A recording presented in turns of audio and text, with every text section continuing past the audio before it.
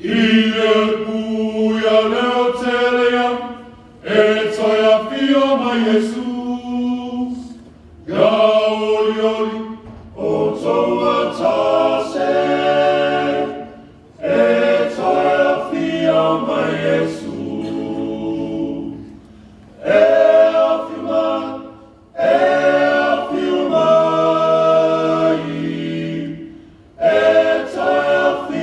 ma Jesus. Waitanu, o leo wailoan, e toia fio ma Yesu. Watu putele, o le poto, e toia fio ma Yesu. E afirman,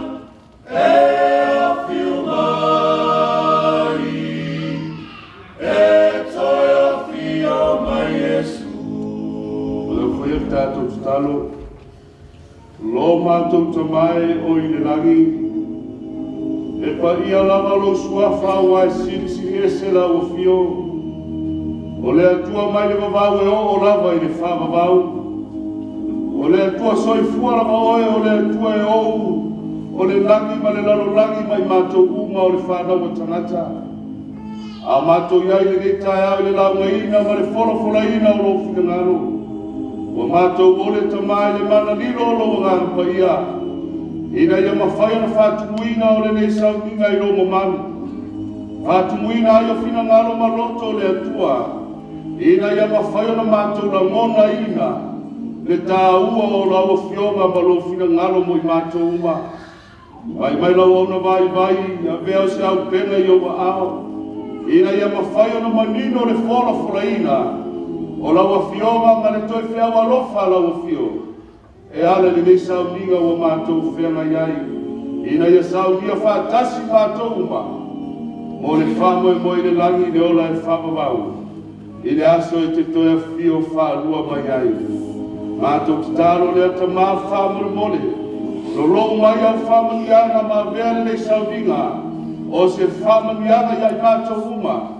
Ma whātele ina ai le siri ese o lau fio, ma lou lava vi inga, e lau suafa pele Yesu o ole matutalo tuaile. Amen.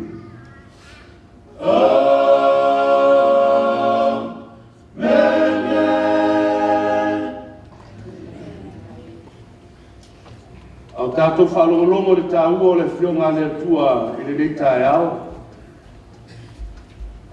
O le tāua o lea fe au sa tātou mori mawina. Ina ia saunia whātasi ai ma i tātou mana i tātou ainga. Ina ia tātou whiriwhiri ma le atamai. Tātou te whiriwhiri ai mo le atua ma lona whiringana. O le na tuu lona mamaru e ala ilona alo Yesu Kirisi. Ai whaia le whaolatanga mo oe mo au ina ia tātou. I ai whātasi mo tātou ainga i le ola i whaau. Ao tātou sauli atu mo le tāopo le nei sāpati whāpitoa o lo au mai e tusi o whālinga o le whi au alofa le atua e au angelo tōtonu whai mele angelo mulimuli o na mulimuli atu ai o lea ia te la ua o lona tōtonu angelo whape atu ma le leo tele ai se tasi e ifo le manu whi ai ma lona whātangata tu whātasinga o lotu ma talia le whailonga i lona mua aupo o lona lima. Whailonga o le manfe ai o le asa. Whaafonga leo kua le atua. Mai upo se fulu e soai. E inu lava ia. I le waina o le toa sa o le atua. E inu le tangata i le toa sa o le atua. Pe a baua o ifo le whailonga al manfe ai. Le whailonga al manfe ai sa mō wa tātou iloa. Mō tau sila fia wa malama ma manino le mea. O lo tau tale le aso mua o le vai aso. O le tau singa o le aso sa o le aso le la. O mai lo le ua le atua e inu lava ia le waina o toa sa o le atua. Ua liringi na atu e le suia i le ipo lona toa sa. E pua ngā tia fo ia. I le afi ma le taio. O le mafuanga na tātou whalonga i le sona tai au nei. e whamanatu mai aua nei mamai a te oe Samoa, aua nei mamai a tātou le awhia le sapati, o lau whiwhilinga, e tele le awhianga e awhia ai, o lo ainga, o aro pa whanau, ma e ia te oe, e ala i lau whiwhilinga. Whawhonga leo se aua whiwhilinga, e talaile tua tuso whalinga sumari waru Samoa, oi koe whao whape mai, o whaloa foi le tasi leo mai le langi, e leo se leo mai se tasi mea Samoa, o le leo mai le langi i le atua, whawhonga le leo, lo unu oe, i o tau o ese ia te ia, ina nei tofusia foi o tau, i o na mala le foi mai le tua tuso whalinga, vea wangelo no tonu, a maua se tasi o ifo le manwhi ai, mai no le pole tua inu o ia le toa sao le tua o ali ligi na atu ilo ne ipo lana toa sa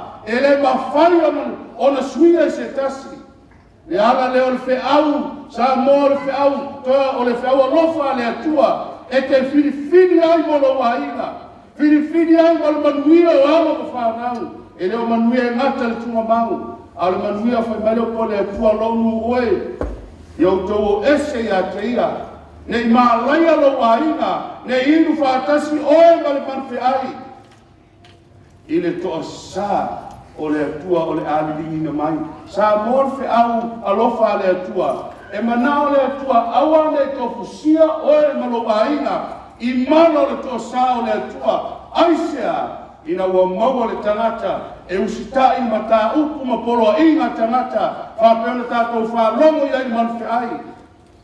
Wa mai ale aso mal fai longa le waifo mai nei fai mai mal fai le tua lo nuwe yo to ese ya te ia ai se a le tua nei to fusia fo yo to yo na mala le to sa le tua o la ligi na mali to sa le tua ya le mala e ala mala le a inuai tanata ele stai ma le fa longa le fa le tua o le whiau o wala au o le atua whiri ai te whiri ai ao tātou nei whamtalaina le whiau o tai au nei sa moa a whai e te le talia le upo le atua mai usitai le upo le atua o le a e le iai le manuia o le mafuaanga na le whiau o le whiwhiringa tai au le nei o le awhi tausanga le whire mu pe te whaupuina whawhaingo fie moro sila fia le awhi tausanga lea o le apa tau sanga o le tafaonga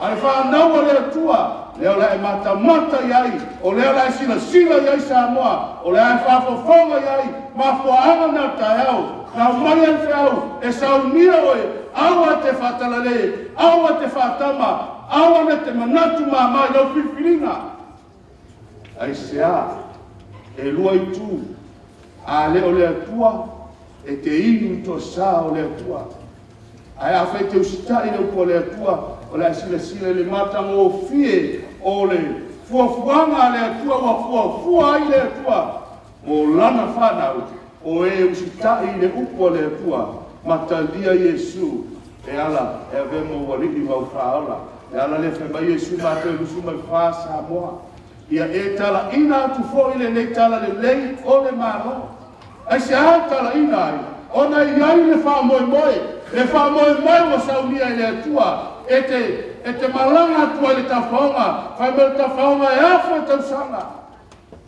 e fia e se tasa tatu o se lau tausanga le soifua te ton a fai matua tele se tasa i nei la fia te valu skul mon tupu i le lakalata le iwa skul a o tausanga ia e whamatala le kua le atua e afa tausanga o le a tafafao o le whanau o le atua e leo se tala le lei e le nā tala. Whai mai no Yesu e tala ina, o le tala le lei o le mālo.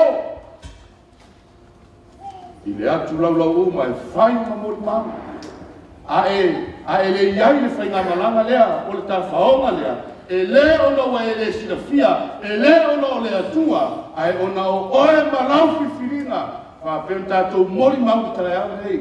Whai mai no Yesu e tā lai le tala le lei, e whai ma mori mau aisea. Ia maua e tangata uma o le hawa noa sa o loto e whiri ai mo le atua e whaia le loto le tangata lawa ia, ai a whaia umana fora furaina, whai mailo Iesu, ua whai ma muli mau, au le i o mai le aso ngata anga. Sila lea i lea, le tala anga ma le whamitalaina e lea kua, o le whai ngā malanga lea, o le ta whaonga lea, e awhia tausanga. O mele apostolo Paulo mo te Salonia whawhi ko sumalono, ma le sikul man fitu. A wae fioifo ma le langi le ni lava, ma le alanga, ma le leo le ame siri, ma le pua le atua, e a fioifea. Lea mea le na fio mai fua. E mua na toi tsu mai o e uoti o ia ke riso. Ma fuanga e fio mai ai, o e na feoti o ia ke riso, e mua na toi tulai mai aisea, ta pena whainga malanga, ma le ta whaonga e awhe tausanga. Mailo le, upe so ai, ave ina e leo i lātou, o tātou e ola matutoe, e lena o lātou na oti o i li, e o i le ta whaonga lea, e whai mai au pola whionga lea tua, e ave ina e fo i tātou, e a whio mai e suola e ola, matutoe e leo langa nei, whātasi le mai lātou i au, sisila iai, e a whio mai e su, langa tunga mau tangata, na oti o i li, ai ni iua la to la so i fua maola na toe fa mai la fiona le tua fa tasi mai la to ya ona malanga tu ai le fa ga malanga le wa watu dai fa ga malanga fa na le tua fa mai le ina ia fa ya ma le di i le ba le ni ina ia fa ai ma le tua kai ina fia fa ai ma le tai malanga ma fua anga na sa mo fa mai le sumal fa e tala Yesu o te anu, ai o te toi sau, aisha, o Iesu a fio mai, e ave le whanau le atua, o e na usitai ma whanau le upua le atua, ai ave atu whai mai avatu i le langi, ma ta whawhao ai, i le langi, i le afi o tausanga, sa mo i la ma whai ai ona e lele atu le pāneta ma le pāneta, o le ai matamata i mea na whai ai le atua. Aisha, tanu ina wa e ustai ma e filifili, e ta via le fionga le tua pa fo iai e ta faonga lea si sina ia tuso whaalinga los fu fai pe wha na uno foi no whaali mo wala to tie ai o fewo ia whainga malanga lea whai mai o fta ia mai Iesu va nunimo ai si tia le tuso Ioane le tuso whaalinga whai mai Ioane na uno foi no whaali si sila iai e leo tasi le no whaali na o iloa foi no whaali ona winga e le tasi se no whaali ma ua la tau tie ai o ai la tau i o tie ai e na fio mai Iesu lana tunga mau li ua la tau na talia Iesu o soifua maona ma malanga tuai mai Iesu feiloi mai Iesu vani manimu na watu lea ai tu sia e tu so whaalinga o wheme na tau nuu iai whainga malanga lea mai mai la fio ngā lea tua na uloa foi no whaali ma ua la tau tie ai ua tui nā tu foi whamisinonga ia te la tau ngā ui loa foi anganga o e ua wawae se ina o la tau ulu ai se ama wawae ai ulu ona o le mau ia Iesu ma le afionga le atua peona sa talo no inga le sona ona e talia ina le upo le atua ino sia o e tarata ino sia e no wainga e fai upu e o aiana na fasiotia nisi e mafua ona o le tala le lei ma le afionga le atua ao whamatala le Ioane whame wo aia i no whari o lane ua tie ai o ai o tie ai e fai ngā malanga lene malanga atu nei sila le fai upe whamaina le fai upe wha o e na le ifo i le mama whi ai o ai la tau ia wa watu nei e Iesu le lau o e na le ifo i le mama whi ai o ai le mama whi ai sa mo o tato iloa o le pula roma pope e ama le fai longa le fai mai le tua a maua e ifo ai ona e inu le to sao le tua au tamata ia fai mai malanga atu nei malanga atu i le ta whaonga lea fai mai le upo le tua pe talai Iesu o e na le ifo le mama whi ai sa mo le tae ole nei a fai o na te ifo le mama whi ai e te le iai le malanga lea o ai na feta lai mai ai o le tusi o whalinga o le tusi a Iesu Kiriso E leo se tusi a Ioane, o Ioane tusia, a le tusi a Iesu, le whaalinga a Iesu. Ai mai le Ioane o vaai atu le whaalinga na tusi a Iesu, na mai a Iesu, o e na le ifo i le manwhi ai, o la tau ia lau tia nei no whaalingi. O lona whatangata, o la tau e le iai tu whatasinga o lotu le tu whatasi nei, ma whamalo sia ai e whatangata, le tau singa o le asasa. Sa mo la tau ia, fai mai na whionga le atua wheta la Iesu, e manino ma malama, e le iai le whai ngamalama. Le ngata idea, la tau ta lia whatangata, o la tau na le ta lia fo i le whailonga, o la tau na le ustai tau singa o le asa. O la tau ia le whai mai an, o wa ai atu ino whaari, o lale wa tie mai ai la tau, ai sea, lava o la tau na usitai, o la tau na fili, e siri na ustai le upo le atua, na ilo le osi o le vale lei o aina, o wo mai masani, e whanu ai e leise whamoe moe, o mai lea, i o la tau maunu po la tau lima, o la tau ia na le ustai am tau singa o le asa, ma ua whai ma tupu whaatasi, ti sira Samoa, ma ua whai ma tupu whaatasi, ma ke riso i tau sanga e afe. Leo tato whalonga tu nei au tua le wheau. Le afe tau sanga o le while mu. O le afe tau sanga e tafa whao ani whana o le atua. O ai i la tauna. O i la tauna le ifo le man whiai. O i la tau e na le tadia o whatangata. O le tu whatasinga o lotu e tau sia ma whamalosia tau singa le asa. O i la tauna le tadia le whailonga. O le manfe ai, o mele whionga le atua, o i la tōna o nofo tupu whaatasi le, ma ke riso i tau sanga e afe.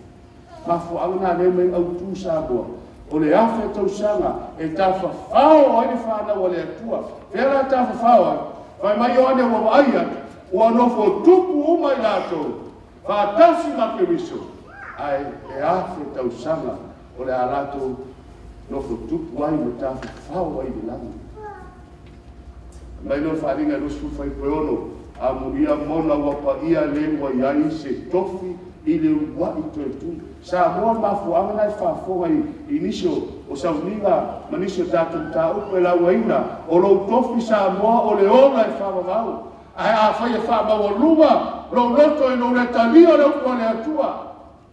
Na e le manuia le whai mai la whionga a le atua. A amu ia mona pe amu ia le tangata wapa ia le wa iai se tofi i le ua i toi tu o le ale ua i toi tu lea a fio mai ai e su lama tua mau tutu mai o ena oti o ia ke riso o ena talia le ua Iesu a whai meu la tau lai tu toi lai so i fua maola whai mai o whafua se i lawe pe o le emo le mata o na li ua o la tau tino whai mai lea o na fitai iai lea mai e ni wani muni ai uma ne o feilo ai valilu ai si tia mo fa uma ele apostolo Ioane ele tusi o fali ma vai atu ia lato o lato no foia ia no foali de langu ele foi mai da fioma le tua amu ia se tamata o ia te ia le tofi o le tofi o le mai te tu ai se asa mo e lua te tu o le te tu le manuia le te tu mo moa uma le afe tau sanga whakato tua ele o le sivae. O le vaenga la nā le whai mai le whionga le tua. O le oti whālua. Mafo anga sabo. O lau whiwhilinga. O lau whiwhilinga. O lau whiwhilinga e awa. E e whatamanga i lau whiwhilinga. Langa a e le whiwhili mo le tua. E te le alu i whai ngamalanga. E afe tau sanga o nofo tupu ai le langi. Le whai mai ei e whionga le tua. Amu ia mona wapa ia le ua iai se tofi i le ua i totu o le aso e fiu ma ia Iesu. Mai lea, e whai matupu, le afoto e tau, e whai matupu whaatasi ma Keriso i le afe o tau sanga. Mai lea, o Ioane whainga nusu matasi whai koelua o au foi o Ioane. Tau tino mai Ioane o au. Nena ave Iesu i whainga, whai lea, o au foi o Ioane na o irole ai pa ia. O Jerusalema fo wa rifo mai langi mai le atua i le lagi o saunia e pei o si whakaano futane, ua te uina mo la tane, o le matango fie nao le aai lea, o le matango fie nao i o sale mafou, le eno fotupu ai le whanau le atua, whatasi ma ke riso i tausanga afe. Mai wa rifo nei ai pa ia, wa rifo mai le atua mai le lagi. Ai fai mai le na ai pa ia, o le kua saunia e pei o si whatoana fotane, ua te wina, wa mai ata le fai koiponga, o le tamai tai fai koipo, e fai ina me uma e la sini na matango fie, e fa penale ai la Samoa. E ta fa fao ai fa na wale atua, e no fotupu ai tausanga afe, fa mtalaina le fionga le atua, le matango fio le ai. Ma fu anga na Samoa, o le fe au le tai au le, afe tausanga le tafaonga le whanau le atua, e te tatawai ona e fili ai, e te usitai o kwa le atua, ona e anga waa lea i le tafaonga lea, ma le whainga malama lea, ma le nofo ngā tupu le langi le afe tausanga. Ai a whai e te le eina, sorry e leo sa utu, e te le iai le whainga malama. Si sila lea, afe tausanga o tafaonga le whanau le atua, o la tatou ai I tauna I fisile te tala ai ta upu. O a whea a mata ai whai tau ai a whetau sanga. O tatou plata iai ko o tatou iai. O la tani le whionga le tua. Sino na lua o a mea tutupu I amatanga o le a whetau sanga. O a ni mea tatou te ai atu a tutupu e I loa ai wa amata le a whetau sanga. O le anu tūlanga o le a o iai. O le a o iai ni larulangi I le a whetau sanga. O mea umaia si e tātou mata iai, ma tātou loa le matanga o fie, le mafua anga e lena la uma le toi whia alofa. Ina ia saumia o e malo a inga. O whea o le a iei sa tani e awhi tausanga. E le sa ue whima sa tani e tātou malanga whātasia. E tātou te manino iai ka fola, tātou o le loroto. O a mea tutupu I le unga o le awhi tausanga. O mea uma ia sa moa, o le a tātou wā ai, ina ia e manino ma whai o fie, o na whai alau whiwhiringa. Lena mana au mai ai le kua lo mwai au tau ese ia te ia, ese mai a satani, o ese mai le pule roma kope, o ese mai le kale sia kerisiano, o pa uma wa lalo ona wa o ma whapau. E leina iai fi au, na tā ua ai sa moa, ka umai au le tala le lei, o le tala le lei, o le maa lo le kua. Te maa lo le la no fo tupu ai nei whanau le atua. Ia leina mai whea walofa. Whai mamori maulu uma, a o le io o mai ngata. Au ki whaatari a tai au, pero whai mai whai le sona tai au, fili ne. Aisea, nanga te le ino pe te au dia tai au, e te le ino pe te au dia no yaso lea. Au le tai au le nei, au e whalogo I a whioma le atua. Ia e tai ia o ia, mausitai. Ma whai alo le whingau, a wai ei raso na taanga. Ni e whaatani raso na taanga I umai le lalulangi, ai te lea uria te ua e oti a tai au. Ma fua anga nā, o le whi awa rofa le atua, e matua I ati oe me tātou le whiwhiringa sa roto, e ala I tala le leile a Yesu. Ua manino, whitalainga Yesu sa moa, o le lalulangi le, e iai lona ngata anga, e a fio ma Yesu. La tātou wola tātou matamata loa, e tani whisiri ia na tātou whisiri ia. Te whape I le awhi tausanga o ame tutupuai, a o whea iei sa tani, a o whea iei mere no tutupuai. Pa fo e fwoi mua mo wharinga I rosu. Nā mua fwoi le angelu wa wifo I le langi. Ua ia te ia le ki o le tō e le ngata. Ua ilona lima fwoi le ua maya ua mea tele. Ai perua, ua pua fo e ia le tārako o le matatuai, o le tia apolo lea masatani, ua fusi fo ia te ia I tausanga e afe, o whea ia satani tausanga e afe, whai mai le whionga le tua e sau le angenu ma le langi, e sau ma le ki, o le ki e te tala ai pe roka ai, whaafonga o le ki o le toe le ngata, o le maia o mea tere, whai mai le whai perua, e pua foi, e ia le tārako, wa saunele a ngelu ma le mai a o mea, e mai ma le ki, o le ki e le se ki e te tala ai e whasao loto, a o le a loka ne satani. O le a whaafale pui le tātani I tausanga e afe. Whai mai lea ua pue foi e ia le tā rako, o le ngata tuai, o le ti a polo lea ma sātani. Ma fusi fo I a te ia, I tausanga e afe. Sātani lea whasa se ina. Lea mtato whaaronga ia na pō, o ia lea le tā rako na umaia le kule ma le maalosi I le manwhe ai. O na watu lea le manwhe ai o le wheau. Lea e mo tausia I nei e le lalolangi matangata, lea so mua o le vaiaso. A o lea mata tō vai tau atu nei, e iai la so e lau ai lona iunga. E afe tau sanga whamei e sawe a genu, ma le ki, o le ki e loka ai, o le a wha pui ai, o le a sai tia I nei sātani.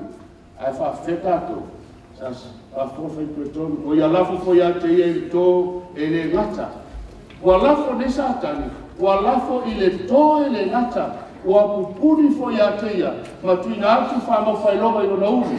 Ina ia le toe whasi se ina e ia o lu, se ia atoa ia tausanga e afe. O le sai tio sātani ma le loka ina, whai mai o le a lafo I le tō e le ngata, o le tō e le ngata, o lo tautara le pāneta le nei, e a whio mai Jesu, ave le whai mamalako. Whamo le au ami o le anga. Ai ta iane na Satani le pāneta le nei. Ua le mawhai e Satani, o na sola ese mai pāneta le nei. Le whai mai e ua mai e le angemu, o le maia ua mea sai tia ai. Ma loka I nai Satani, o le ata le nā, o le pāneta le nei, e le mawhai e Satani, o na toe sola ese mai ai. Aisea, e whawhale pui le afe tausanga, se ia o na lau lona iunga.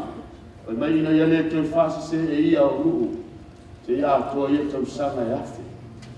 E mawae fo ia, e a uma tausanga e afe, e tatau ona te talaina o ia I ina yaso. E toi te tala ia, toi whaila na vae, ia, nana tatala ma ia se iwa ai le matau tia, ma le mata ngō fie, o mea wa whaia e le atua mō lana whanau, a e susulu roi le afe. Tatala la, e le toi whasa o lotu. Langa e le toi iai langa sala. E le mawhaino toi ofi langa sala. I le langi ma le ola e whawa wau. Whaatani lo leo sātani e uma le afe tau sanga ona whaumatia le masuina. Tātou te matamata iai leo atu le loto e whiau. O mai whaalinga rusu whai koe whana ua whaino whaali. Ma ua lako tie ai. O lai loka sātani I le pāneta le, ua le mawhaina sola ese, a o lae tā whawhao le whanau a le atua, o lae a whiwhio, o lae tie e nofo ali, whai mai nofo ali, whaatasi ma ke riso. O se aso winga ese, o se whorafolama matautia, le matangofie, le tāpenanga a le atua, le no whai mai Jesu, aua le atua tu vale o toloto, whaakotua I le atua, whaakotua mai foi a tau, a wai tele me no foi o to I le maota o lo tama a fa matala tu so faringa o no faringa o le ando fo tupu ai le fa na o le atua a o lo sai tia Satan ma lo paida I todo o planet o le se to fa se o le termine sa bola o to ko le atua ai le fa Satan fa se pela mai o o ta o le fo tuang ia e sinia le atua. Aua te whisiria tangata I le matatau, o e le usitai le ukua le atua. Mafuangana, e la aunga atu le ukua le atua, ai sau sa tani e mana e whasi se la whawhonga. Rupua whafa mai o ena le ifu I le manwhi ai. Sa moa, e le o ni langi tangata e tausia, le whailonga le manwhi ai. O ai le whai mai ai, le ukula le atua. Amata mai ai, mau I a Jesu, ma le whionga le atua, o la tōu ia lau ti e nei no whaari. Whai mai lea, o ena le ifo le manwhi ai. E lo sa upu sa moa, o le whetalanga I Jesu, e le iai le langi tangata, e ifo le manwhi ai. Ma ngā rurua e whaatasi ma le tu whaatasinga o loto e whaamalosia tausinga, o le whailonga le manwhi ai. Mai le iai lātou, I le whainga malanga lea, e na o lātou o e na usitai whai mai a wā, ua lātou wola, Fonga ye sa mo. Awa ua latou ola foi. Ma ua fai ma tupu fatasi ma periso I tausanga e afe. Ea? Latou ola foi. Samoa, o le mafuanga le feau, o le toe feau alofa le atua, o le mana onga o le langi. Ia e iai malu aila, ia iai malu tō lua malau whanau, ia tātou ola whātasi. Ma tupu whātasi ma periso, I le tawhaonga le I tausanga e afe, I le langi. E leifa mai amu ia oe, e a whaio ia te oe le tofi ia, o le tofi o le uwai tu Samoa, e mafona e le iai le tofi ia, ona wa e le usita I le upu le atua, a e le iai le tofi o le uwai tu, e iai le si tofi ia, o le oti whanua. Ai a vei lātou ma whaitaulanga, lātou ia ua watu le langi. Whaitaulanga ai whaitaulanga le atua ma ke riso, lātou te whai ma tupu whātasi ma ia I tausanga e afe. Oro au mai e le atua le whea alofa Samoa. O le tala le nei ne mwhaito e apa atu ia te oe Samoa, ina ia mawhai, ona manino la whafonga, ina ia saunia oe, saunia tātou, mo le wha mo e le ola e wha. Si sira whai pasuma wha, ma whai pasuma lima. Wala foina foi le oti ma se ori le paafi, o le oti wha lua lea, le whai mai, amu ia bona, ua mawalona tofi I le uwai toe tu, a ora tātou wa ai leila le oti whālua. Mai wala foina foi le oti ma se ori, I le paafi, o ai le oti. O le tau tala tangata e le usta e le upua le atua, e ola fua, wa I ai le whawhanonga ia te ia. La foina le o le oti ma se ori, I le paafi. O le paafi e le se afi e mumu huma. A o le oti whālua lea whai pasuma lima. Ai se tasi wa iloa wa le tusia I le tusi o le ola wala foina lea I le paafi. Alfe si, o ai la tau ia le tusi o la tau tusi o la tau ingoa I le tusi o le ola. Le oti whanua, e tu mai I le oti whanua, tu sudulo le afi fai mai, e lafo I le oti, lafo se oti I le paafi o le oti whanua lea. O ai la tau ia, e fai mai la tau o le tusi o la tau, I ngō le tusi o rola. Fa fonga I mawhaanga le tu, na le tusi a le ngō tangata, I le tusi o rola. Fa ringa lo tā pasuma tolu fai prefa. Sila mai Samoa, fa fonga mai. Fa ringa suma tolu, fai prefa mai fai prevali. Le mawhaanga I le tusi a I le ngō tangata, I le tusi o rola. Aisea, mai fai prefa, wala to wifo I le tā sa tani lea. O le na tuina atu le pule I le manu feai, le pule roma pope. O aina matua le pule roma pope, le feau, na tuina atu I le pule, na tuina mai I le tālako. O lona winga o le talia le tangata, o awa onga male, tausinga o le sa, o le aso o le manu feai le fai loma le nata. Wa e roa foi sa boa tau na mingu mai, pa whanga nike, o na le tusia le ngol tangata I le tusi le ora. Langa lai ifu atu le tāra. E mawhawhare upo le pusa mua te mana ia manino. O te le mana o midi, na umatu e toi foi. Ele I manino la whawhonga, ele I malama le upo le atua. Ai peke tō mai peke ito I whainau. O te mana tau ia te oe. O le alofa o mawhai ai o na ofo la whona le whionga le atua. O au foi ia. E ne ma pe musulo mutu e tautala ia upu e mamafa upu pe tai Samoa e leo upu o upu ale atua le tusia le afionga ale atua ina ia I lole mafuanga e le mafai e ona tusia lo ingo le tusia lora aisea la ifu il malfianga ipu e walu o ifu ia te ia I la tu uma o e no nofo I le lalolani Ifo ia te ia le tā rako lea. E ale luta lea ina wa onga ale pule, ale manfi ai po le pule rompope le iaida sa. A ola na e talia name, e le whafsini ia, e le iaida mua le tusiolona. O aina fai mai ai, fai pue waru. Ua ifo ia te ia o ina tau uma o eno nofo ina la lorangi. O aina tona, o le tusio la tongoa, ile tusio le ora, ale tamai mamoe, o le tusio le ora Yesu Christo. Sa mo le mafu anga le fai. Ia e sila fia, sila ia, whafofonga ia, o la fionga le atua leo fetalai. Ai lia se fi au le whaina au. O le mafu anga le sa moa, o mawa mai ai, e le tusia moa, i le tusio le ora. O i lato, o e o ista iatu, i le manfe ai. Matadia le whainonga, a le manfe ai. O lo tutu whaatasi, o le whaatangata, o le manfe ai o tu whaatasi golo. Ai lango lango ni whaanu. I le mea whai mai ei manfe ai, e pule lea lumuko. A o le pule lea lumuko, na tu ina mai a satani i tā rako. Sa moa e whaafonga i rei mita, tia lea, o whaia le satani, i loto tangata, ma whaasi se ina, a o whina ngamo lea tua, e te toi whaafonga i ai, e whaingoa ina o le toi whi au a lofa lea tua. Ai whaauta le matango fie, o le tapenanga, e le atua o le whaamoe sa moa. Whaauta mai o te tau watu i a te utau le mea lino, whaamtaranga le apostolo Paul. E le mo moe tātou uma.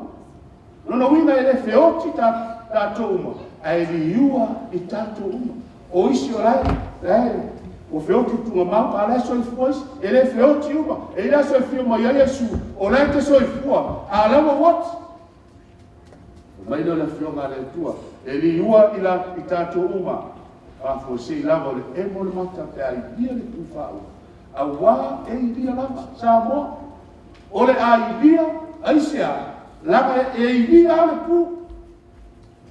Rono winga, e la waina tana le, fa me e whai ma mori mau, o na o mai ai leo le mataanga, e wha pēnā, wha talanga le apostolo Paulo, e a i bia le tu whau ma le aso e fio ma Yesu.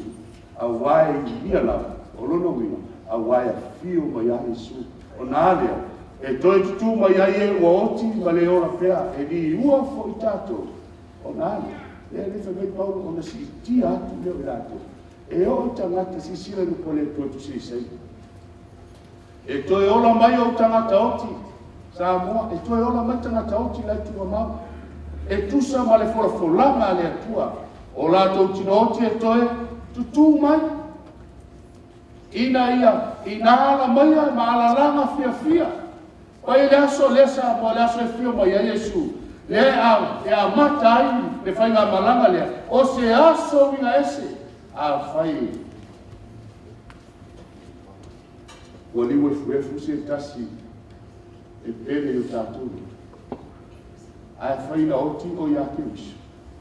A fai na oti o stai o leo. Sa moa fai mana fio ngā lea tua. E toe ola mai, e le ngata toe ola mai, ai fai mai ina ala maia, ma ala langa fia, aisea. O e wai o le lefu i le tunga pau o le lele. Ai fai mana fio ngā lea tua. O le nā ase, o le ama lepe le tunga mau. Ai toi tutu mai ai o la tu e na oti o ina li. Aisea, langa e o i le fai ngā malanga. E o atu i le nunga saunia i Yesu. Fonga fa feta tu la tu ele fa longo o le tua. Jeremia fa ko lo sumato. E feta ko foi tau mai fa mo boni lo sumato.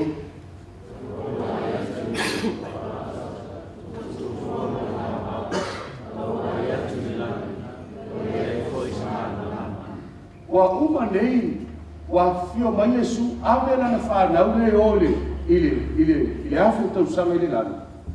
Ai fa aia le meu fa matala ile atua. O le fa aia le la tupu nei. Fai mai o ai atu i nu fa. O atu fua ma le ngau. Lono winga ele ai se tangata e toi ola. E a fio mai Yesu avela na fa na ile lana. A le awa mele ana e fano i lato. A fo ia ile mea. E lusu ma lima. Na o ai atu fa auto fo i ele ai se tangata. O lele ese fo i manu felele uma. Na o ai atu whaauta foi, o le whanua sa alafu remu, sa mana ia, ua vea ma vao lafu a, o na ai ua foi, ua furisia i lumo i ova, ma lona toa sa tele, e le aise se toi ora. Ai whai mai wa aina ua ese o whanua alafu remu, sa moa, tele tātou, o mea le tino e te nau ai. E te manako lo tofi lea. A o le aso lea, fai mai e fulisia ai mea uma. O le lafu le mu mal mata o fia o lau o fanua sa ai. Ua matua fa mata maina i lumo i ova ma lono toa sa tele. Ei pe tosu matasi. Fai mai o le vava o i tu inga. E o le vava o i tu inga o le lalolangi. Awa o lo ia i o mal finaua. Manu ese e fa masinoina e ia tangata uma i le aia se le fa masinoina. Sa moe fa masino e le atua o tangata uma. E tuina atu e ia o e ami o leanga i le peru. O lo feta lai mai ai o. E lei se toe ora. A fai te lei ai le malanga le i le afe tausanga. Ae tu ua o e te lei. Ona o lo leu stai leu po le atua. E te lei ola foi. Ai sea. A le feta lai ova. A fonga ye fai po tosu matonu. O le fasi ai ova i le aso. E a fua mai le tasi pito lalolangi. E o atu i le tasi pito lalolangi. Sa moe leise se toe ola. Fasi ai ova. Aisia. E fasi ai ova le tangata a mioreana. O le tangata na wha longo le upo le atua. Ai le talvia mosta. O le mafua ama lea Samoa. E whai wa ina ai le whiau mura le atua. O le toe whiau alofa. E tau atu i ate o Samoa. I ata tau o na e whiwhiri. E ta tau o na e ustai. E ta tau na e talvia le atua. E ana ina na upu. Aisea, ale ai. Poi vele whionga le atua e fase i oa. Pai lesi tuli manu. Lesi tuminga le lalolangi. E oko i lesi tuminga le lalolangi. E whai i la atou. Foi, né? Também e whai i la atou mauta I lungo le lalolangi. O le alo au nei. O le alo tomali. O le alo mo manu. O ame e te maua. O ame a pu ia i lau loto. O wha sini nai no le atua malona fina ngame. Whai mai a whionga le atua. E whai la atou mauta I lunga o le lalolangi. O auto. O le ala pisia lunga whangai le ele tangata oti. Ai se a Samoa. Wa fasi e oba. O lau te talo I le atua lo atunu peno Samoa. Au e whafofonga mai lo leo. Au e whafofonga le upo le atua. O te nao e awane manatu maa ia. Langa ele se upo si tangata le upo le atua. Au na whamawa lunga lo roto. Na fasi le iowa. Ele se tangata e fasia. O le fasi le iowa. Ma ave ai o e Samoa. O ta ota ma la pisi lunga le whangaile. O e whamawa lunga le upo le. Si tato ua le upo lea. O le meleni uma langa o I le mau mai ele unga le upo lea. Tau sana. O le upo le meleni uma. O tau sana e afe. Mai le upu latina o le beleniuma e lua upu e sawai o le mili ma le anuma o le ene o lona winga o le mili o lona winga o le afe o le ene o tausanga o ina le sawai ia le winga o le tausanga le afe o le beleniuma lea o le manuia o le beleniuma o le tafaonga whanau o le atua o fea a matama iei le lua me e tua oi e a mata ai e a tausanga. O le toi tu mai I le toi tu mua e a mata ai a tausanga. O na o ne o le whanau le tua lewa le usi kia atu I le ola e whawawau I le langi I le teine fiuma I Yesu. A tausanga I le langi. Ai umano le a tausanga I le langi. Le fe mai Ioane e tuso whaalinga. O mai atu le aipa ia o Yerusalema fau walu wifo mai le langi. E toi a mai lea ua umane le afe tausanga. Ai toi tutu mai loa lea, o le toi tu whaanua. O te tonu la le vaa lea, o le toi tu mua, le o ai le afe tausanga I le langi. Ma le toi tu lona lua ua umane le afe tausanga. O le vaa le na, le iai le meleniuma lea, o le afe tausanga o fine mu. O le afe tausanga le whautui nai whiau. O le tawhaonga a le whanau le tua. O inanga le toitu le meleniuma po le afe tausanga. O le toitu mua fio mai Yesu.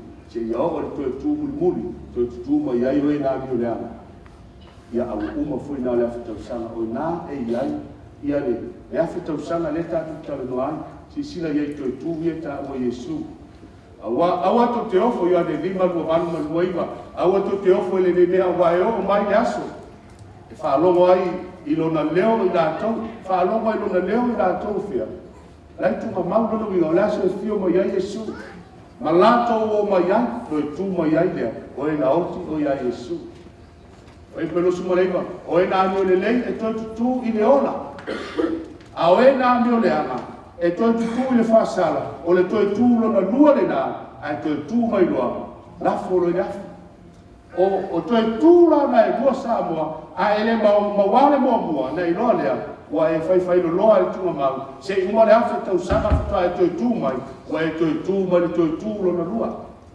o le teimi na le to tala ia le afa tau sanga o le teimi to tu mai ai o ia i le wa to tu le afio mo le afio mo Yesu ia male fai unga le afa tau sanga ai to tu mai ai i le to tu o fa sala le afa tau sanga la le na le to tu mai ai e wa mi le ave na uma le afta usanga al fa na wale tu mai i le tu mo ai fili na mo le tu mo le se mai tu se fa linga am ia mona wo yesi tofu i le uwa i tu o le fio mai Yesu ona a mata i na lole o le afta usanga wa fio mai Yesu ave la na fa na wa mata i afta usanga no fo tu wa i na se ia uma le afta usanga o na ia i le niuma o le utu le ta fai o ina tu spa ia o le afeta usanga e ka tu tala no ia a le afeta usanga le na samu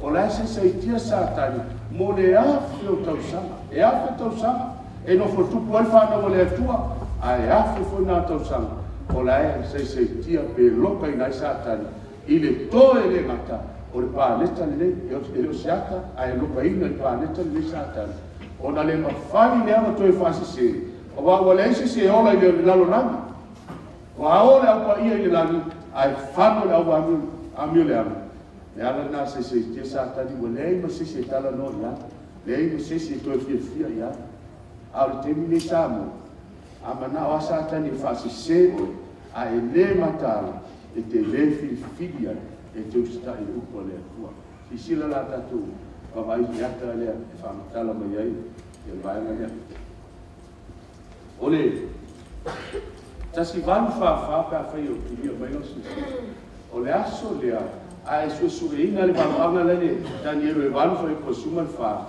ole tasi van fa na a mata ina i fa misinonga le fa misinonga su ole lua fe su ma le iwa le tatu te ia tatu te le loa po a fe fio mai ai Yesu e a fio mai lo Yesu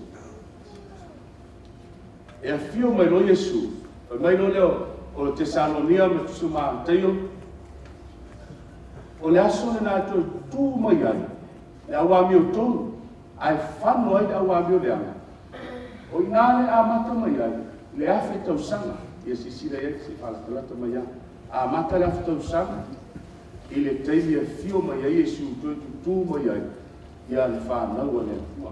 Ai whape i le lalorangi. O le lalorangi, ua tu fua nei le lalorangi. Ua nao sa tani, ia e whaa, ua tonu, ma tonu bonu. Ua tu fua nei, a lai no fo tupu whanau le tua sa moa, a whae te ustai au po le tua, o i le te ia i le awhe tau sanga, e te no fo tupu ai. Se ia ona uma le afe tau sanga. A uma le afe tau sanga, ona lifo roa leo le aipa ia. Mai leo, o Ioane, tusio wharinga, ona lifo leo le aipa ia, pe a uma le afe tau sanga. Tua le tita pepa mule.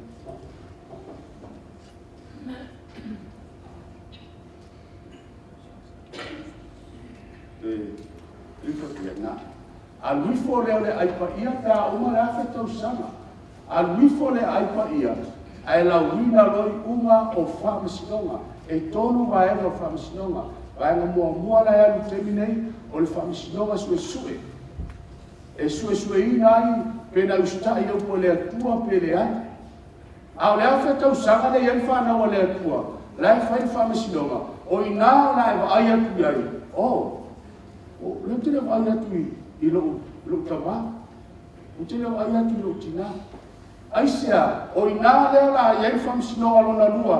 O le a e wa ai ai le mafua anga. O le a le mafua anga. Pe o le e mori mauru tae au le Samoa. O e whālonga le ukua le atua. Ai a whaia te le talia ma e le usitaia le upo le atua o na tūsia le o le unga mafu angala lea. O na oolo wa uma le afe tau sanga Samoa e tonu wa ema o le whamisinonga o na uma lore o le afe tau sanga o na lau lore o i unga. O ai unga o lea o mauti o wha maonia le o le mafu anga na reina le iei tui me sene o ai. I le afe tau sanga. E umala le afe tau sanga o na luifo leo le aipa ia. La wina le unga o whamisinonga. Ai tue ta tala lo le me satani le tato fai tau tusu whanina. E te tala ina satani. A luifo i lo lea ma le afe. A luifo le afe kwa. Wa susunu wai satani. Ma susunu wai whaatasi ma le awabi o le anga. O ai awabi o le anga. Le tawa Yesu ma te fitu lua tasi fai lua tasi po lua lua tonu. O ai awabi o le anga na. E o le lotu. E alama le li. E ta talo i le atua. Ai le whaia mausta i upo le atua. Ma fo anga na Samoa. O le fe au i tae au le. E whamanatu i ate oe. Le fina ngalo le atua. Ia e ta lia mai ustai. Ina ia tātou iai i le langu. Afe tau sanga i le langu. A uma le afe tau sanga. Ona whai mai lea ona aluifo leo le aipa ia. Oa uma na toi whaamamae le atua le pāneta le lei. Ona tātou koe mai lea u toi lo nofo ai. I le ola e whaamau. Whape ona whaia e le atua e tena. E le aise ang sala. E whape nāli mea ona iai le pāneta le lei. Le len whai mai tuso. Whalinga o le langi fōu ma le tuso Isaia. O le langi fōu. Le langi le afe tau sanga, ma le lalo langi fōu. Le lalo langi le a uma le afe tau sanga le langi. Whai mai leo na luifo leo le aipa ia. Wa luifo mai le, i le lalo langi le. Tato wola lole leo langa na manao le atua. E awane yofi mai se ana sala. Le whai mai tuso whalinga. E le toi aise a we, le toi aise whanoa noa. Aise a. O le mana oma o le atua. E lau mai ma le whiau le mule o le whiau o le perof. E saunia o e Samoa ma lo ai. I le nā wha moenga mausalina. I sila iai, la tātou matamata i mele tupu. O meina tupu le amatanga le afe tau sanga. To e fio mai Yesu o amataina ai le afe tau sanga. To e tutu mai ai o le awami o tonu rai. O amali diu o ta oto mai tia sa. O e na oti o usita i le upo le atua. E ngata i lea. E si tia le aupa ia. Si tia atu tangata na whioti, o toi tutu mai, ai li ua, o i rātou o lo soifua maora o e ustai le upo le atua. O na si tia leo i rātou, ai whano ai no le awabi o le anga. E le whai mai e sutu se māteo le sungai wha, e lua tangata e olo whaatasi, e ave lesi ai tū le tasi. Aisea, langa iai whanau a le atua, o saunia le awhionga le atua ina ia lātou tadia ina matapena ina ai. Ai e tangata e le whaalongo e le ustai. Ma whaanga whai mai Yesu e lua tangata e oro whaatasi. Ngā mua whaatasi. E ave le tasi. E tukua le tasi. E lua tangata o laimu moe po ame e whai. E ave alesi e tangata ustai o po le atua. Ai whai mai le whionga le atua. Ai whanu le tangata le awa mio le tonu. Sai tia leo sātani. Lama tanga leo le awhetau sanga. O nā alea. Ona nofo tupu leo Yesu ma le aupa ia i tau sanga e afe. Sa moa le tātou wawa ai e whionga le atua. Ona nofo tupu lea o le aupa ia o whanaua le atua. O e ta lia le whionga le atua. O le whionga le atua sa moa. E leo se a whionga se tangata. E leo se a whionga se whaiwhiau. E leo se a whionga se tupu o se tamari. O le a whionga le atua soifua. O lona mana onga. Ia e no fo tupu mai Yesu Keriso i tau sanga e afe. A o lari o tupu le laurangi, o na tu ina, o na tu fua ma ua ngao ngao, o le tōna e re ngata. Le aise tangata ola e toi soi fua maola ai, ua whano uma na ua mi lea e na o sa tani lai maua i le awhi tau sanga lea sa mo awhi te le tau ia ina lo ko le tua e te lua le ta whama sa tani lai awhi tau sanga o lai te ilalo tunga mau o le whasi e opa e sa mai lesi turinga e o i lesi turinga o lesi tangata e ola lofo tupu lea o le whanau lea tua i le awhi tau sanga sa mo fia awhi tau sanga e te ola o la foi e fiu e ola e te sina fia e te lela wā ola leo langa ne wa ola lela wā aisia o mai al tino o whainga tau whawhita auni a le ola e whamavau whai mai e sutu se mātua e lusu malima e awauna le ia mar whamaoni ulu whale mai e lea i le fia fia o la wali o le lami whai metu se whalinga e le to iai se tani awe e le to i whanua noa e le to iai se oti aisia o nofo ngā tupu e le mariu se tupu le lami ua ola fia fia e tā lofa i le lalorani o feo iai awani a mio le tonu o lo o whaamatia i le ai tua ina o sātani te whaua o le unga o le awhi tau sanga a whonga e aluifo ai le aipa ina uma lo le awhi tau sanga le lani e mai lo tusu whalinga no wa aia le Jerusalem fau le aipa ina wa aluifo mai le lani a mai no le lalorani le ngata na wa fio mai Yesu me au pa ia e le ngata le ai wa mai na lunei awa a fio ai Yesu me au pa ia to tu le o le awa mi o le ama uma la fatau sa pa tu mai o le tu no na lua le na to tu mai ai le awa mi o le ama ai te tala ina sa tani ai fa mel melo na lima al wifo lo me le afi sa mo ele se afi mo oe langa leua whaafonga le whia. Wai whaalogo le kua nea tua. Nā mai e nea tua oe tai aone e te whaafonga i nana upu. Aisea, e tau atu i te oe le whia wa lofa sa moa. E iai le aso le aluifo ai le afi ma whao moti ai sa tani.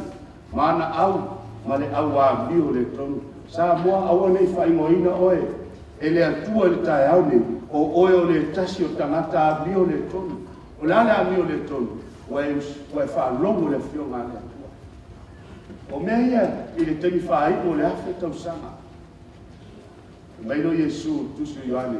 Au atu te ofo i le lei mea sa moa. Awa e o mai le aso. E o mai le aso. E whaalongo e lona leo le aso e whio mai a Yesu. O i lato uma ue tunga mau. Ma lato uo mai a. O le ale li wefu wefu. O le au na le atua. O tangata o le atua na ola e ola. E tuina atu le ola i le atua. Pe tusa po o li wefu wefu.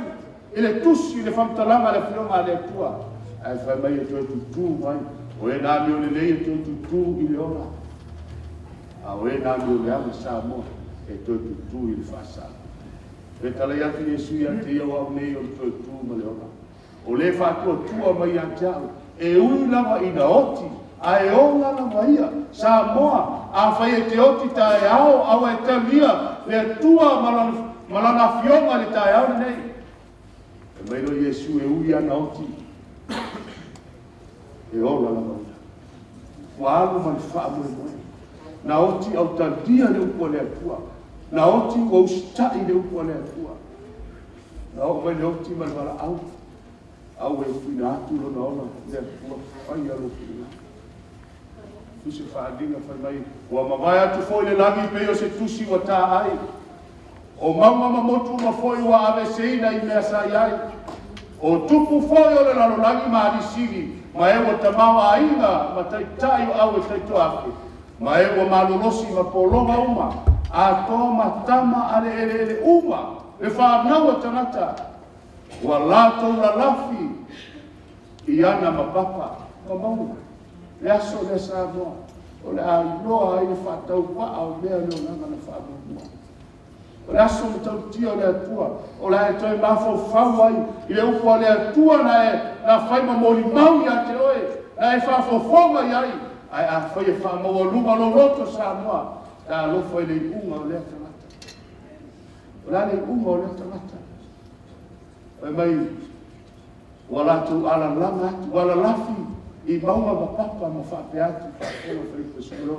Wala tu whai atu fo i maunga ma papa. ma fuli mai ai te mātou, ma tānu mai mātou, ai a sila whanga le sisiese, ai se asa moa, wai loa na whaalongo leo po le atua, na mana tua na whaalongo e mori mau leo po le atua, awa nai loa le matau tia o le atua, oi mai le wa langa, mau ma mapapa, ma fuli mai, o le fefe le oti, ai sea, wai loa le matau tia o le atua, o sine le oti na lo le vai atu, i le matau tia o to sao le atua, afo anga na sa mo la u i ai fe au o le to sa o to mai mo o le afa dia i le aso e fio mai a Yesu le aso o le a u mai e afa to sa me le lang a wa mai ai ka ia i la lang o na la fo le afi ma te sa mo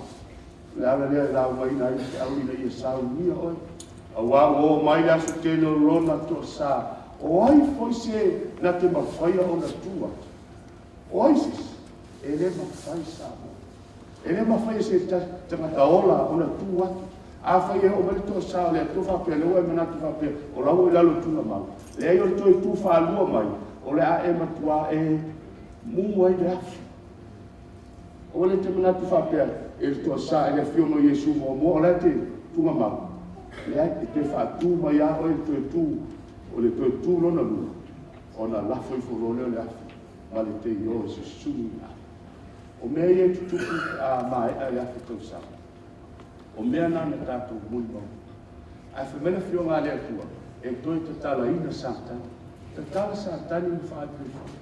Lana whasi se, o ine no foi atuan, o le mea tō mua lea, sa mua. Fe mena fio ngā lea tua, e toi te tala ina sātani e tau whasi se atu. Awa le ai sisi e toi whaasa tēnā. Aisea, o le whanau le atua lau ele la. Toi ta tala mai oia, o le unga lea, sa moa le mafu anga le toi ta tala mai sa tani. Si tātou whai tau mai al whai koe se furu wharinga no se furu whamimori.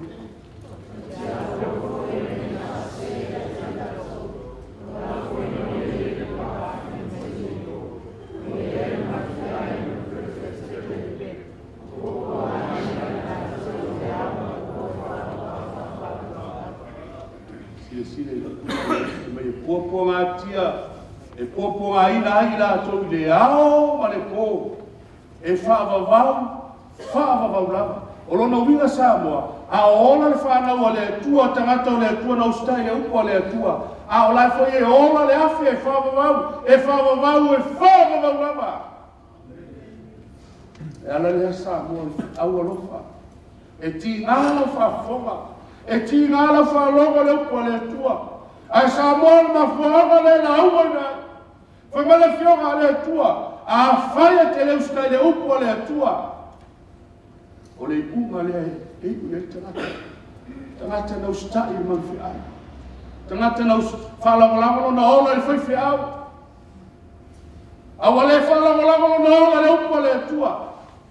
Maila le upo a Yesu, o whalinga Yesu, e pua ngātia hai ki nātou. I le ao ma le pō, e whawawau. O lai oli whanau le atua. Wa wifo nei ai e Jerusalema fo. Wa ola ai e whaavavau le whanau le atua.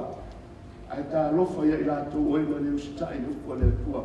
O le tia polo fo e mai le whaasese. O le whaasese ia ki rātou. Ua la foina i le whaafi mani te. Ala lea le whiau Samoa. E leo se whiau le whaaleanga i mi lotu.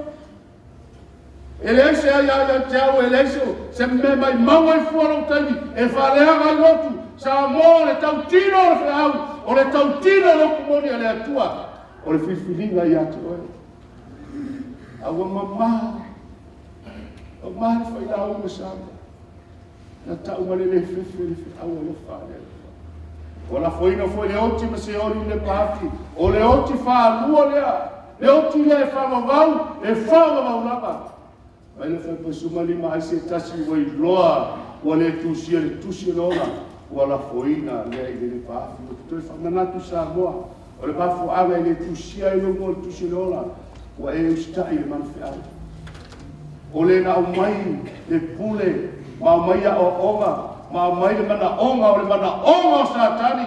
Ina ia susunuina o Samoa, ina ia susunuina le whanau o le atua. E tai e whanau o le atua la tu te uloa, ma matitau malo lofa i le atua. Na la tu resta dia lea o le pule rogo pope ko le manfe ai. O le mafua anga le na Samoa e a lai o na le tu sia longoa i le tusi o lona. Wala apostolo Petero tolu fa i paspulu, ai sau le aso le rie pese ngau i po, e ma vai se ina ai le langi ma le ngoro tele, te a ese fo i o mea na fai ai, ina ua mu. O le lalo langi fo i mga nuenga o iai Samoa, e susunu ina lava, o mea whatau waa o le no langa nei, o mea wa pupu i ai le roto tangata, ai whaingata i lau sita i lau kua le atua, ai whai mai le whio ngā le atua. O le lalo langi fo i mga nuenga o iai Samoa, e susunu ina lava, mafuanga nā le awhia, mafuanga nā la watunu pele, mafuanga nā la wo, aua nei whasilia se me whataua. O ngā nuenga e whaimela po le atua, e susunu ina umalava, e tau whia ai, lota lia ina o le atua, mana fionga whapeo le ia. Samoa, o le leile au te leile, o tō whātari ia mea, o aia mea, e aso e fio mai a Yesu, o la se me te whai Samoa, whanui o lea i o tō whina whinaua i lava, ina ia maua o tō manu mamia. Samoa, au whinaua, au tau le tau i lo roto, au tau le tau i lo whina ngalo Samoa, whai mai a fio ngā le atua, a whai wai whātari i le bata o fie, o le fuafuanga le atua o saunia, o le ola e whamamalu. E mai lea, e uko le atua o lea Samoa, i o tō whina whinau ai lava. Ina ia maua o tō, ia maua i le manuia, ua le po nā, ma ua le me tau le mai. E ala le wha mai, e lai ngā le atua tusi i seia, a wai pēra tū mau i o numa o le langi fōu, ma le lano langi fōu Samoa, e iai le langi o saunia i le atua. E nofo tupu ai whanau le atua. Tau sanga e afe a uma, ua tū wifo le aipa ia whanai lea o le lalo langi fōu. E leo tau tale le lalo langi lea, e tātou te iai Samoa. O lo ua tumu i ane sana, o lo ua tumu i whaingatā, ai whai mai le whionga le atua. E iai le langi fōu ma le lalo langi fōu. Tū maua o tū whanau o lo o tū mua. Samoa whai se whiwhiringa. Whai se whiwhiringa tonu mo le atua. Ina ia ola lau whanau, ina ia ola lau aina. Mai e tutupu mai atu ai po le ai fia tupuranga. Au lau whiwhiringa Samoa, e ala i whi awa le atua, o le ahitaua, e manui ai whai mai, e tū mau ai au tō whanau, ma lo o tō ingoa. O e kolusu matonu, o le masina whatuawa aia, ma le masina whatuawa aia, o le sapati, ma le sapati. Samoa o tātou iei sapati le so. O le ola e whaama waufo. Lea whai mai o le sapati ma le sapati. E o mai ei tangata umalawa e ifo mai o uruma. E leo le aso mua mua le vai aso. O le aso sapati o le atua. Whai mai o le atua. E le ngata le pāneta. A o le langi fōu ma le lalo langi fōu. E o mai ai. Lato uma whai mai e ifo mai o uruma. Ua whita lai mai ai o mai. E ala le Samoa e mai e whiau. Ia e mana tua le sapati te whapei. O aso e ono, aso ngā te tau na tātou ngāru pua. Ai o le aso fitu, whai mai le whionga le tua, whai mai le tua. A o le aso fitu, o le sapati le ngā iai o pangu. A le ame o whai mei e mawhia. O a kai, o lana pule, whaasanga tau e lupo le tua. Mamanatu e na te siwia le sapati o le tua. Le sa whamanatu le la onga le tua. E iei te singe le o mawhai e au whai rotu. E o ai polo fesa o le tuspaia. E o iai la tau o doktor o tuspaia. E le mawhai ana talina. O le fesinge tasi Samoa. E iai se mau. E whamatala mai e o feta lai Jesu. Se perfecta po se apostolo mai le whionga le atua. O suia le whailonga le atua. Samoa e lea. Ai a whai e te tausia le whailonga le malwhea. Whai mai le whaalinga sumatonu. O i koe wala. O la tona e le tusi o la tona o le tusi o la. Al whailonga le atua Samoa. Yo to papa, ia inga foi o sa pate fai o fai longa ia te au moto. Ia I loa yo to. O au lava o Iova lo to. Sa moa mafu angana. O lea sa pati, ma lea sa pati e oko ai viola e whawa. E o maitanga ta umalanga e ifo mai ata. Whauta sa moa le tā ua. Ma le mata o fia le mafu anga. E le fina ngalo le atu e la ua le toe fi au alofa. O le toe fi au sa moa e whamanatu ia te oi. O me pele so I fuanga ne ngata le tunga mau. Ai a o na tā ua le upo le atua. Ma e fili ai e te usitai le upo le atua.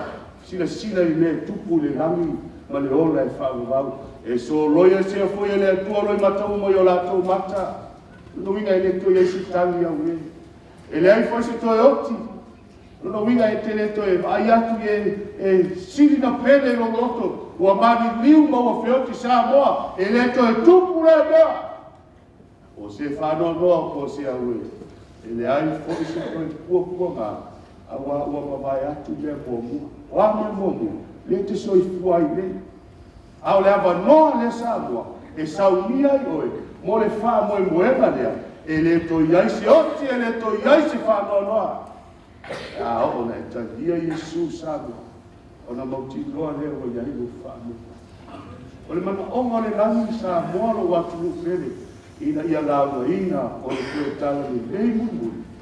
O le toe fi au alofa. E te whanau ina le ti ngā. E matui tui. E o ona lo whafonga I upo le fionga le atua. E tai sa moa tu atu.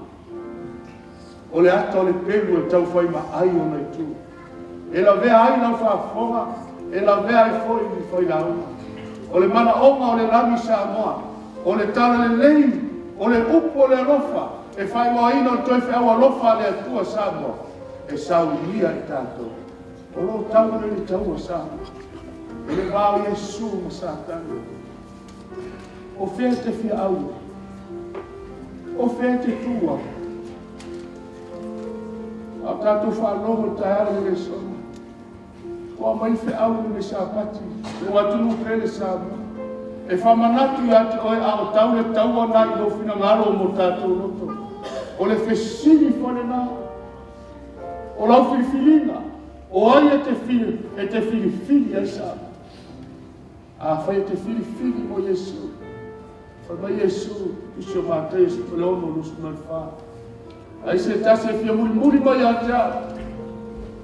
Ia awane tau sustai o ia I a te ia. Ai a ave ia lo le sātauru. Ma muri mai a te a. O le whetarainga lea Yesu sā moa. Pe a whai e te whia tū o Yesu. Pe a whai e te whiwhiri o Yesu. La whaai no ora. Ina ia awa nei, whai noa whisiri I wha moe, mō oe maro ai. O le awhi tau sanga sā moa, o sau nia e lea tua e sai tia ai sātani, ma loka ina ai sātani, ma whaafare pui ina ai sātani, sātani lea le tāra. Lea wau mo iai whi au e whaase sēna ai, o le whanau o lea tua. Sā moa, e ina ase pa uma iai awhi. Fasi se atu sātani ua le toi mwhaina fasi se ina. O le toi ofi le sala I le ola e whaua. O le toi la ngona e tangata o le atua se ang sala. A sunuina. Pa u le afi whaima le afi mal te io. E su sunuina ai sātani. Si sunuina ai le manufi ai. Ma le perfecto pepero. Ma I la tau a mio le tonu. O ai la wa mio le tonu. O e na I lo le upo le atua.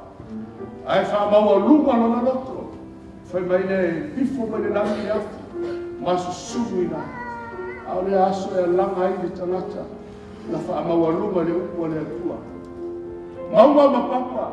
Mafuri mai e tanu mai mātou. Ai le sina whanga le sisi lesa. Ai aona pa u mai afi. Wa manao e oti au le mawhaine oti. Sa moa. O le afi aona susunuina whai mai e whawawau. Wa manao tangata e oti ia. Au le aso sa moa I afi pa u mai le langi. O sora le oti. O fiu e tangi au e. Ua fiu e lili wawifo.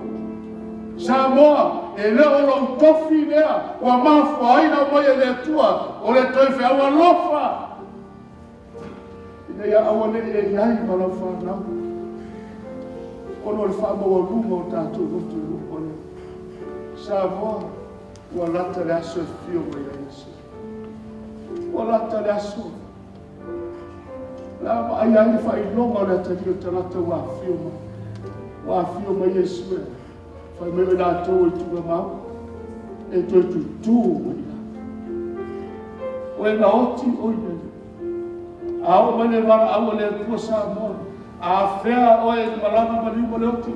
E le lei le oti. E te oti o si tai le upo le atua. E te alu le tunga mau. E te alu mo lau tofi. E te alu mo lau wha moe moe. E te toe tū mai le rua toe tū. Ao le aso e fio mai ai. Whingua ai mai pene o tātou roto. Mai e li ua i tātou. Ona whaatasi lea ma le li i le wanu. Ai whamatale Ioane i noa. Whaatasi lea li i marana au paia. Ai wa aia no whaare. O lo wa lato tire tire. O aturu pele sa moa. Ta ua tele o se aina. O se aina ua mawhai o na saunia. O se aina ua fili fili. Ua fili fili pe i tamia tangata. E ino sia ai o ia. E pere ia te ia le wha moe moe. Ia ia se wha moe moe o lona aina i leora e wha. O lo tu i tu i e sui lo fina malo. O lo tu Yesu e whai tuto o lo roto sana. E mana o Yesu e te tala i o. Ina ia mawhai ana i whiwhiwhi. E te usita i a Yesu. Ina e te whaafonga i rupo le nevi inga. Ina i mawhai na pai ati ati oe. E nganga o le tue no whai e na whaafine muina o tātou roto. O tātou whiwhiwhi ai o Yesu. Na mafatia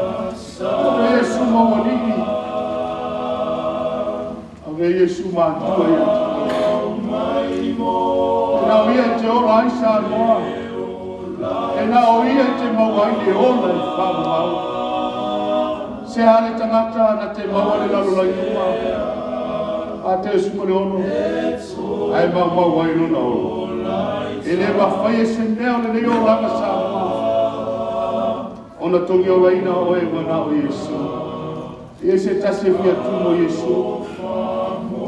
Taria Yesu e whai mo wali mo whao. Lo mātou tamai o i langi. A mātou whārongo longo i lawa fionga i le aso. A oau ili a wafionga. Mau feta lainga. Mau whātonunga. Lea tua mau polo ina ia polo ina i mātou. Lea tua mo mātou i loa. Sea lofa i nā tele o longo lofa. Wa awai ai le fe au o le toi fe au alofa la wafio. Ina ia mawhaia le tana le nei.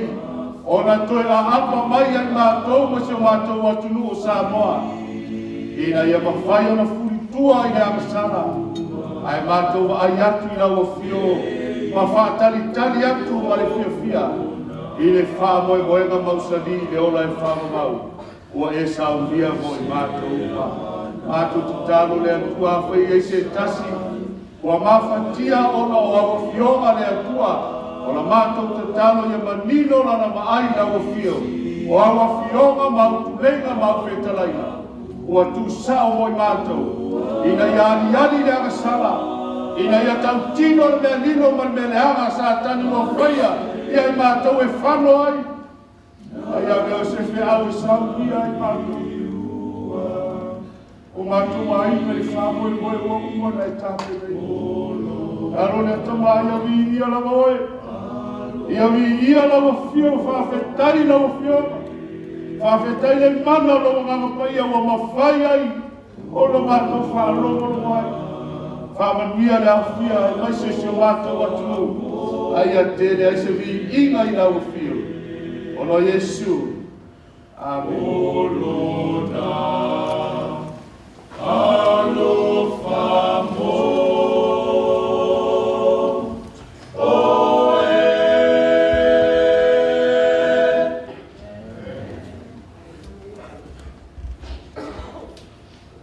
Ia o te